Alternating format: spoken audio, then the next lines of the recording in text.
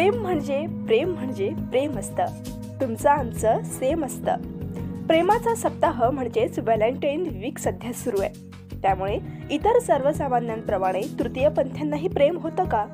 आणि वर्धा येथील तृतीयपंथी ॲडव्होकेट शिवानी सुरकार यांच्या आयुष्यातला तो प्रियकर कोण?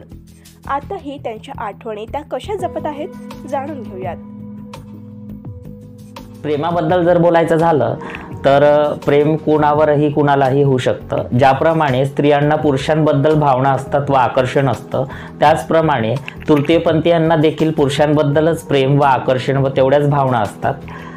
माझ्या प्रेमाबद्दल बोलायचं झालं तर मला सुद्धा कुणावर तरी प्रेम होतं. नागपूरमध्ये शिकत असताना ज्यावेळी मी 19 वर्षाची होती, कॉलेजच्या प्रोफेसरसोबत मला प्रेम झालं होतं आणि आम्ही पहिल्यांदा तिथल्या रामदास पेठ येथे हॉटेलमध्ये भेटलो होतं.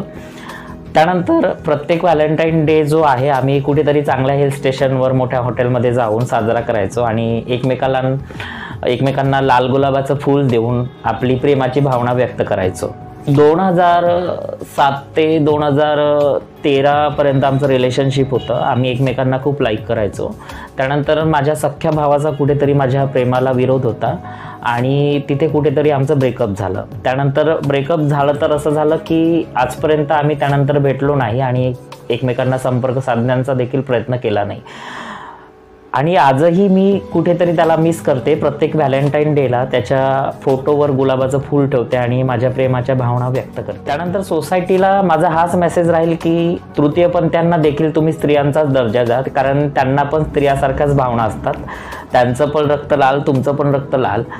आणि कुठेतरी हा समाजात दुखावलेला घटक असल्यामुळे त्यांना ॲक्सेप्ट करण्याची गरज आहे. आणि आता सुप्रीम कोर्टानुसार हा एक कायदेशीर घटक झालेला आहे, तर त्यांना कुठेतरी ॲक्सेप्ट करा तृतीयपंथीयांना. आजकालच्या प्रेमयुगलांना मी हेच सांगणार, कारण आजकालचं प्रेम जर बघतो म्हटलं तर स्वार्थी प्रेम आहे थोडं. तर यामध्ये मी एकच गोष्ट म्हणणार की आपलं प्रेम जे आहे ते निस्वार्थी असायला पाहिजे आणि एकमेकांकडनं कुठलीही अपेक्षा करायला नको. प्रेम हे कधी सुंदरतेवर करायचं नसतं, प्रेम हे नेहमी मनावरच होतं.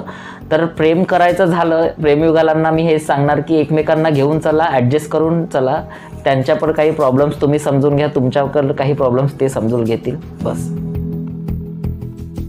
तर ॲडव्होकेट शिवानी सुरकार यांना 19 वर्षाच्या असताना प्रेम झालं आणि आताही ब्रेकअप झालं असलं तरी वयाच्या 35व्या वर्षीही व्हॅलेंटाईन डे या स्पेशल दिवशी ते आपल्या प्रेमाच्या आठवणी जपत आहेत. त्यामुळे प्रेम हे निस्वार्थी असावं असा संदेश त्यांनी तरुण पिढीला दिलाय. Amita Shinde, news 18 local, Wardha.